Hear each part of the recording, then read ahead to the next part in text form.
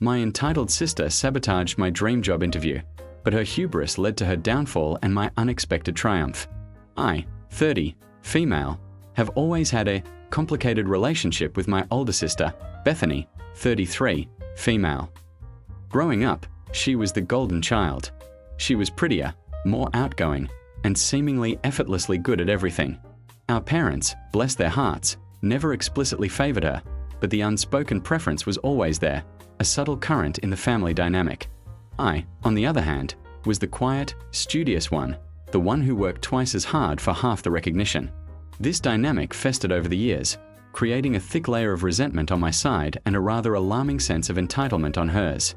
Bethany genuinely believed the world owed her everything, and that anything good that happened to me was, in some way, taking away from her. Fast forward to the present. I've spent the last 8 years of my life dedicating myself to a very niche field, archaeological conservation with a specific focus on underwater sites. It's a demanding, competitive world, requiring extensive education, specialized skills, and a willingness to spend months at a time in remote locations, often in challenging conditions. I loved it. Every dive, every artifact brought to the surface, every painstaking hour in the lab piecing together fragments of history. It was my passion, my calling. Bethany, meanwhile, bounced from one glamorous but ultimately unsustainable career to another. Aspiring actress, social media influencer, boutique owner. Each venture ended with her needing a bailout from our parents, further fueling my quiet frustration. About 6 months ago, an opportunity arose that was literally a dream come true. The prestigious Triton Institute, renowned globally for its cutting-edge underwater archaeology programs, announced a highly coveted lead conservator position for a multi-year expedition to document a newly discovered ancient shipwreck off the coast of Greece. This wasn't just a job, it was the job. The kind of position that defines a career, opens doors to unparalleled research, and solidifies your place among the elite in the field. I poured my heart and soul into the application. I meticulously documented my experience, gathered glowing recommendations from my professors and former colleagues, and spent weeks perfecting my project proposals.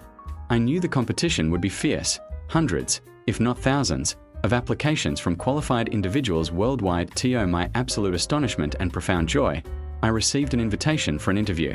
Not just any interview, but an in-person, multi-day assessment at the Triton Institute's headquarters in New York City. They were flying me out, putting me up in a hotel, and scheduling meetings with the entire executive board and lead scientists. This was it. This was my shot. I was ecstatic, of course, but also terrified. This was too important to mess up. I spent every waking moment preparing. I researched the Triton Institute's history, their current projects, their key personnel. I practiced answering every conceivable interview question, rehearsed presentations on my past work, and even brushed up on my ancient Greek. My apartment looked like a war room, covered in flowcharts, timelines, and notes. My family, predictably, had mixed reactions. My parents were genuinely proud, which was a rare and wonderful feeling. My younger brother, David, who has always been my closest ally, was thrilled for me and offered to help me run through practice interviews. And then there was Bethany. Her reaction was a familiar cocktail of feigned enthusiasm and thinly veiled resentment. "Oh, that's nice, I guess," she'd say, quickly followed by, "I mean, it's just underwater old stuff, right? Not exactly curing cancer." Or, if you wanted a fancy New York trip, you could have just asked. I know all the best places to shop there. She just couldn't stand the idea of me having something truly significant, something that didn't involve her, and something that she couldn't immediately understand or co-opt. The week before my interview, I was a bundle of nerves.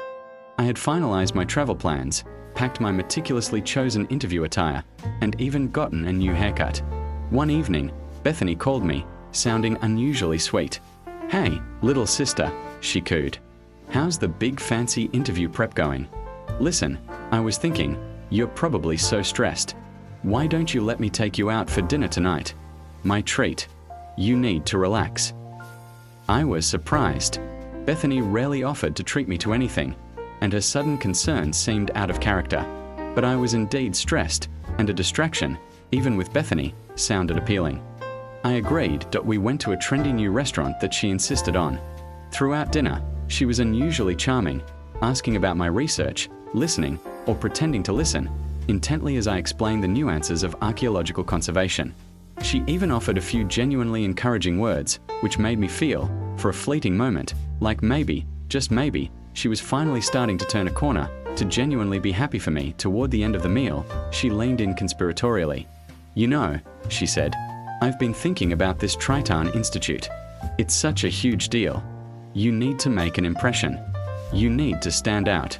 And you know what really makes an impression on those academic types? A really unique, intellectual touch." I was skeptical.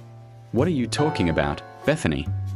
"Well," she continued, "I was watching a documentary the other day about ancient Greek history, and they mentioned this really obscure philosopher, a pre-Socratic guy, I think. He had some groundbreaking theories about the nature of perception and how it relates to our understanding of physical objects. Something about how we perceive an object differently depending on whether it's submerged or on land, and how that affects its essence." She paused, clearly pleased with herself. "It's super deep, super obscure. If you casually drop a quote from him during your interview, or reference his theories in relation to your work, they'll be blown away. It shows you're not just a conservator, you're a thinker." I admit, a tiny part of me was intrigued. It did sound impressive, and I was desperate to stand out. "What was his name?" I asked. Bethany pulled out her phone. "Hold on, I wrote it down. Ah, yes. Epimenides of Knossos. And the quote, let me see. Ah, here it is. All things are in flux. Therefore, the submerged object, by its very nature of being constantly enveloped by water, exists in a state of continuous becoming, its perceived form an illusion of its true essence." She looked at me expectantly. Powerful, right? Imagine dropping that bomb in a discussion about preserving a waterlogged artifact. It sounded profound. A bit convoluted, but profound. I made a mental note to look him up later, maybe work it into a discussion if the opportunity arose. I thanked her for the tip, paid for my half of the dinner despite her protestations, and went home, feeling a tiny bit more confident, and perhaps a touch naive. The next morning, I did what I should have done immediately. I researched Epimenides of Knossos. A quick search revealed that Epimenides was indeed an ancient Greek figure, a prophet and poet from the 6th century BCE. He was known for several things: the Epimenides paradox, a philosophical riddle, his long lifespan, and a ritual purification of Athens. But nowhere, absolutely nowhere, was there any mention of him theorizing about the perception of submerged objects or the essence of artifacts in flux. My blood ran cold. The quote Bethany had given me was completely fabricated. A quick search of the supposed quote itself confirmed it. It didn't exist in any legitimate philosophical text or academic database. Bethany had made it all up. The realization hit me like a physical blow. She hadn't been trying to help me. She had been trying to sabotage me. She knew that in a high-stakes academic interview, dropping a made-up, pseudo-intellectual quote would not make me seem profound. It would make me seem like a fraud, someone who was trying to bluff their way through, someone who hadn't done their basic research. It would instantly discredit me, making me look foolish and unprepared. My initial shock quickly turned to a simmering rage. After years of her subtle slights, her jealousy, her need to diminish my accomplishments, this was a new low. This wasn't just passive-aggressive. This was an active, calculated attempt to ruin a pivotal moment in my life. I confronted her immediately. I called her, my voice trembling with suppressed fury. "Bethany, what was that about Epimenides of Knossos?" She feigned innocence. "Oh, that old guy. What about him?" "Don't play dumb with me," I snarled. "That quote you gave me? It's fake. You made it up. You tried to make me look like an idiot in my interview." There was a pause, a moment of silence on the other end of the line, and then her carefully constructed facade crumbled. A harsh, brittle laugh escaped her lips. "Oh, you figured it out, did you?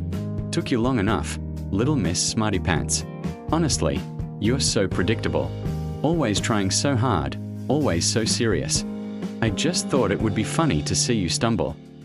Her voice hardened. "Besides, why should you get everything? Why should you get this amazing job when I'm still trying to figure things out? It's not fair." Her words sliced through me. The sheer malice, the blatant admission of her intent, it was sickening. My heart ached with a deep sense of betrayal, but it was quickly overshadowed by a steely resolve. I would not let her win. I would not let her drag me down. "You know what, Bethany?" I said, my voice now calm, dangerously so. "You're pathetic, and you're not going to succeed." I hung up before she could respond, my hand shaking that I spent the rest of the day seething, but also refocusing. Her attempt to sabotage me had, in a strange way, galvanized me. It had stripped away any lingering self-doubt and replaced it with a fierce determination. I would go to New York, and I would absolutely nail that interview, not just for myself, but to spite her. The trip to New York was a blur of nervous anticipation. The Triton Institute was even more impressive in person, a gleaming beacon of scientific excellence. The first day of interviews was grueling. Back-to-back meetings with various department heads, presentations, and technical assessments. I pushed Bethany's betrayal to the back of my mind, focusing solely on the task at hand. I answered every question with precision, showcased my expertise, and articulated my passion for the field. I felt confident, despite the lingering knot of anxiety. On the second day, I had my final, most crucial interview, a panel discussion with the executive board, including Dr. Eleanor Vance, the director of the institute and a legendary figure in underwater archaeology. The pressure in the room was palpable. The discussion covered everything from ethical considerations in conservation to potential technological advancements in the field. I felt I was holding my own, contributing thoughtfully and demonstrating a deep understanding of the subject matter. Towards the end of the interview, Dr. Vance, a sharp-eyed woman with a formidable intellect, leaned forward. "Doctor, my last name," she began. "Your credentials are impeccable, and your proposals are excellent. However, we've had a number of candidates demonstrate similar levels of technical proficiency. What we are looking for is someone who brings a truly unique perspective, someone who can think outside the box. Is there anything, perhaps a philosophical underpinning to your approach, that you feel sets you apart?" My heart pounded. This was it. The perfect opening. And for a split second, I saw Bethany's smug face in my mind, heard her fabricated quote echoing. But instead of falling into her trap, I seized the opportunity. "Dr. Vance," I began, my voice clear and steady, "I appreciate that question, as it touches upon something I've been reflecting on quite a bit recently. While I don't subscribe to any single obscure philosophical school of thought, I do believe that our approach to conservation must be rooted in a deep respect for the context and narrative of the artifacts we recover. It's not just about preserving the physical object, it's about preserving the story it tells, the human endeavor it represents." I paused, gathering my thoughts. "However," I continued, "I recently had a rather illuminating experience that highlighted the dangers of intellectual shortcuts and the importance of rigorous verification. A well-meaning, albeit misguided, individual attempted to persuade me to integrate a fabricated philosophical concept into my interview, something about Epimenides of Knossos and the essence of submerged objects. The quote was entirely made up, designed to sound profound but ultimately a baseless invention." A ripple of surprise went through the panel. Dr. Vance's eyebrows raised slightly. "This incident," I continued, looking directly at her, "while personally frustrating, served as a stark reminder of the paramount importance of critical thinking, verifiable evidence, and intellectual honesty in our field. As conservators, we are entrusted with the legacy of human history. We cannot afford to base our work on conjecture or spurious claims. Every decision, every methodology, must be grounded in sound science and verifiable fact. My philosophical approach, therefore, is one of unwavering commitment to truth, accuracy, and ethical practice, rejecting any attempt to intellectualize falsehoods, however cleverly disguised." The room was silent for a moment. Then, Dr. Vance broke into a genuine, if slight, smile. "A rather unique philosophical underpinning, Doctor," she mused, "and a very valuable lesson, I imagine." The rest of the interview proceeded smoothly. I felt a surge of triumph, not just because I had navigated a difficult question, but because I had turned Bethany's malice into a moment of strength. I had taken her poison and transformed it into an antidote. 2 weeks later, I received the call. I got the job, the lead conservator position at the Triton Institute. I was overwhelmed with a mix of elation and relief. My dream had come true. I called my parents first, who were absolutely thrilled. Then I called David, who practically screamed with joy. I hadn't yet decided how to tell Bethany, or if I even would. But as fate would have it, I didn't have to. A few days after I received the job offer, I was casually browsing LinkedIn, checking for updates from former colleagues. And there it was, a post from Bethany. She had apparently seen the Triton Institute's official announcement of their new lead conservator, which included my name and a brief bio. Her post started innocently enough, a congratulatory message that sounded almost sincere. But then, it took a sharp turn. She began to elaborate on her contribution to my success, claiming that she had mentored me, inspired me, and had given me key insights into making an impression during my interview process. She even hinted at having provided me with a secret weapon that blew the panel away, subtly implying it was a fabricated philosophical quote. She ended the post with a rather self-aggrandizing statement about how she was so proud to have played a part in my sister's ascent, and how she was always happy to share her wisdom. My jaw dropped. The audacity. She was not only trying to take credit for my achievement, but she was twisting the truth to make herself look like a brilliant mentor. My first instinct was to publicly expose her, to comment on her post and lay bare her deception. But then, a better idea formed that I screenshotted her post and sent it directly to Dr. Eleanor Vance, with a brief, polite email. "Dr. Vance," I wrote, "I hope you don't mind this direct message. I wanted to share something with you that I found rather interesting, in light of our recent conversation during my interview about intellectual shortcuts. It seems the well-meaning, albeit misguided, individual I referenced has decided to claim credit for my appointment, and in doing so, has publicly alluded to the very fabricated philosophical concept we discussed. I thought you might find her interpretation of events rather illuminating." I attached the screenshot and sent it. I had no idea what, if anything, would come of it, but I felt a quiet satisfaction. I had presented the truth, calmly and factually, to the person who mattered most. The meeting began with Mark launching into his rehearsed pitch about the disruptive tech. Sarah interjected periodically, adding technical jargon and buzzwords, trying to make it sound incredibly sophisticated and groundbreaking. I let them talk for a while, observing their dynamic. They seemed comfortable together, finishing each other's sentences, sharing inside jokes that I wasn't privy to. It was clear they had spent a lot of time together. When they finally paused, I cut to the chase. I told them I needed to see the legal agreements, the company registration documents, and the bank statements showing the transfer of funds from our joint account to their business account. Sarah's smile faltered. Mark shifted uncomfortably. Sarah explained that the company was still in its very early stages, almost pre-seed. She said they hadn't officially registered it yet, as they were testing the waters and fine-tuning the concept. She then produced a few glossy printouts, a refined business plan, some detailed schematics for their alleged solar panels, and a projection of their future earnings that looked almost laughably optimistic. That I pointed out that these were just documents they had created themselves. Where was the external validation? Where were the legal structures that would protect our investment? Where was proof that this was a real company and not just a pipe dream? Sarah became defensive. She said I was being negative and untrusting. She said I needed to have faith in their vision. Mark chimed in, echoing her sentiments, accusing me of sabotaging their potential success. He said he was disappointed in my lack of support. That I stared at Mark, my vision blurring. This was it. This was the moment of truth. I told him that if he couldn't provide concrete evidence of a legitimate business, then he had stolen our money, pure and simple.